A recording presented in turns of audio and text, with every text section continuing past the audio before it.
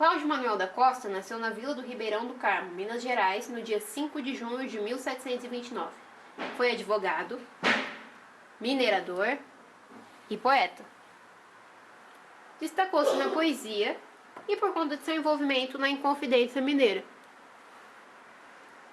Era amigo de Aleijadinho. Dizem até mesmo que ele era Illuminati. Morreu em Vila Rica, Minas Gerais, no dia 4 de julho de 1789. As circunstâncias de sua morte são duvidosas. Segundo o laudo pericial, Cláudio Manuel da Costa se suicidou em sua cela após ter sido preso e interrogado a respeito de seu envolvimento na Inconfidência Mineira. Mas há quem afirme que, na verdade, foi um assassinato.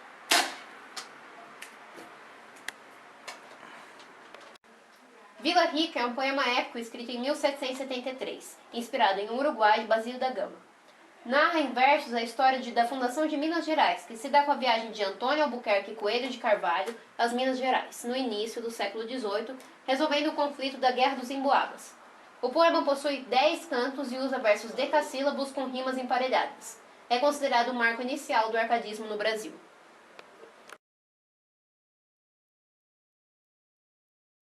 O canto 1 inicia-se com a apresentação do tema, a fundação de Vila Rica, e invocação às ninfas.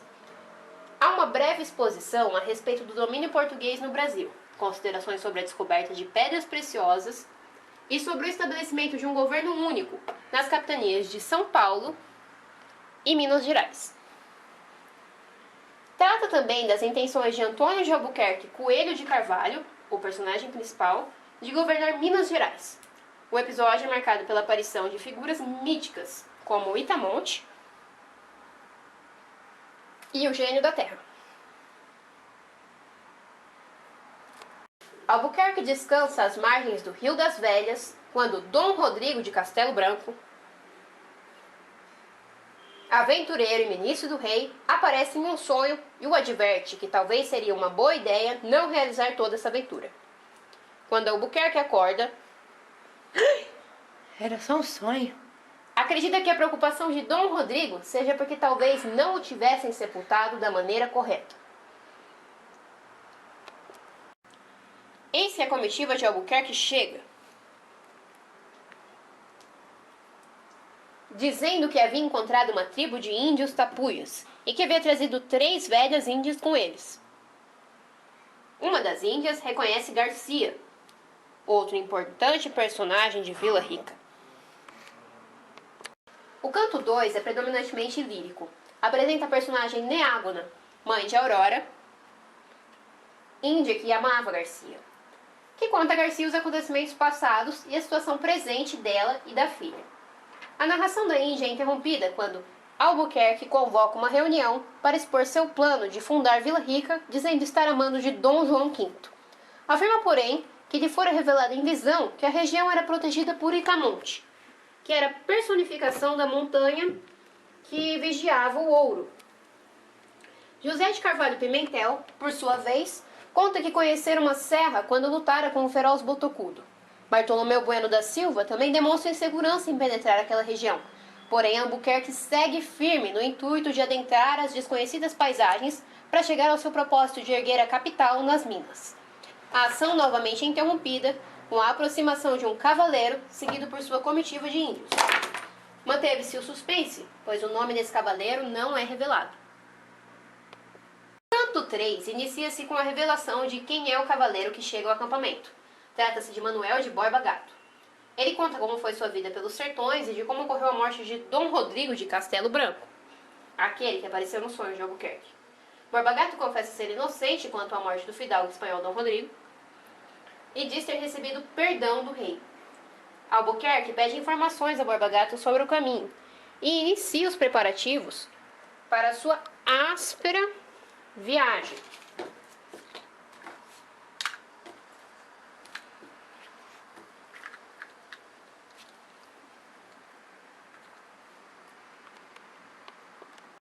Em um segundo episódio, no mesmo canto, ocorre uma tentativa de assassinato a Garcia Rodrigues. O autor da tentativa de assassinato é um jovem índio da comitiva de Borba Gato. Ao perceber a tentativa de assassinato do índio, Garcia o fere com a espada, e este é socorrido por Albuquerque. O índio se chama Argaço, e após ser capturado, explica o motivo de haver tentado matar Garcia. Sentia ciúmes de Aurora por amá-la e não ser correspondido, uma vez que ela amava Garcia. Considerado herói por aqueles que o seguiam mais de perto, Manuel Pegado é o personagem principal do canto. Continuou o trajeto um pouco mais rápido que os demais, e observando a paisagem dos sertões espalhados às margens dos rios. Cansado, procurou uma árvore para deitar e descansar a cabeça. Ao admirar a paisagem, avista uma terrível cobra, preparando-se para o ataque. Assustado, grita pelos índios. A cobra, em desespero, foge para o mar, mas é atingida por uma lança. Pegado continua seguindo o rastro da cobra e se depara com nada mais, nada menos do que uma sepultura que Borba Gato identifica como a sepultura de Dom Rodrigo. O Frei Faria, o padre Faria, realiza as orações fúnebres para assim Dom Rodrigo descansar em paz e ter o sossego tão merecido. Argaço aparece no acampamento e explica ser rival de Garcia pelo amor de Aurora. Garcia, apesar de também amar Aurora, desiste de seu amor e oferece-se para convencer Aurora a casar-se com Argaço. Oferece também Neágua, mãe de Aurora, para que viesse junto à filha. Albuquerque crê que o gesto de Garcia trará os índios para o seu lado. Borba Gato guia todos em direção às minas de ouro. No canto 5, tem-se a descrição do templo onde o interesse é adorado como um deus. É um templo muito bonito. O interesse tenta impedir o sucesso de Albuquerque, contando histórias para desanimar a comitiva, lembrando até mesmo da triste morte de Dom Rodrigo de Castelo Branco. Logo após tais palavras, a comitiva prepara-se para a guerra. Em um segundo episódio, surge o gênio da terra, metamorfoseado em um velho índio. Diante de Albuquerque, numa gruta, revela seu nome, Filiponte. Filiponte narra a história da conquista das Minas Gerais, e inclusive faz Albuquerque visualizar nas paredes da gruta, transparentes como cristal, seu retrato de frente ao Ribeirão do Carmo. Porém, Albuquerque não consegue entender ao certo a imagem que visualizava. Filiponte descreve a geografia de Minas. Recorda como um arzão encontrou as primeiras pedras preciosas no rio Casca e fala de como a descoberta do ouro criou uma guerra entre os exploradores. Lembra vários nomes relacionados ao desbravamento do sertão. Ocorre também neste canto uma triste tragédia que ocupa grande parte da narrativa. Uma índia, rival de Aurora, procura a feiticeira Terifeia para que ela faça com que Aurora saia de seu caminho. No feitiço armado, Argaço é levado a enxergar uma fera no lugar de Aurora e a mata. Percebendo o engano, ele acaba cometendo suicídio.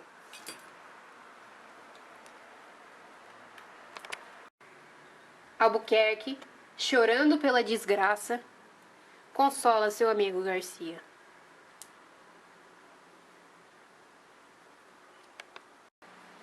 Canto 7, Itamonte concede a Garcia um favor.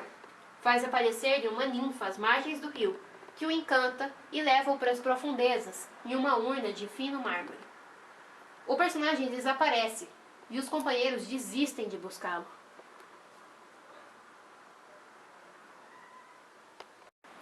Alguns homens da comitiva dividem-se em dois partidos, o dos paulistas e o dos emboabas.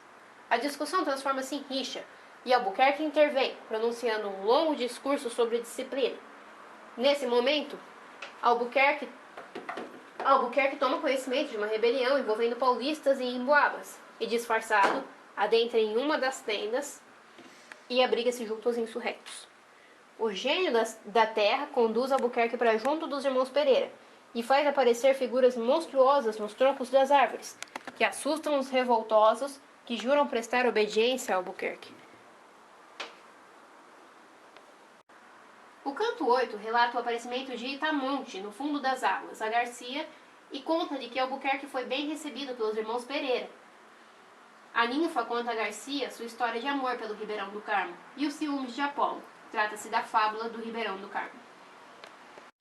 No canto 9, Filiponte revela a Garcia o futuro das Minas Gerais e fala de seus governadores, desde Dom Rodrigo de Castelo Branco até Dom José Luiz de Menezes Abrantes, Castelo Branco e Noronha, mais conhecido por Conde de Valadares. A narrativa é interrompida pelo soar de uma trompa. Todos se reencontram. Albuquerque encontra o lugar onde seria construída Vila Rica, e ao cortarem lenha para a construção da vila, Albuquerque repreende os revoltosos, que depois de introduzi-los nas leis, os perdoa. Albuquerque convence o gigante Itamonte de suas virtudes. Descreve-se a construção da cidade de Vila Rica, igrejas, fontes, cadeias. Lavra-se o termo da fundação de Vila Rica pelo secretário Manuel Pegado e se elege os primeiros vereadores. Itamonte mostra-se feliz pela conquista de Albuquerque.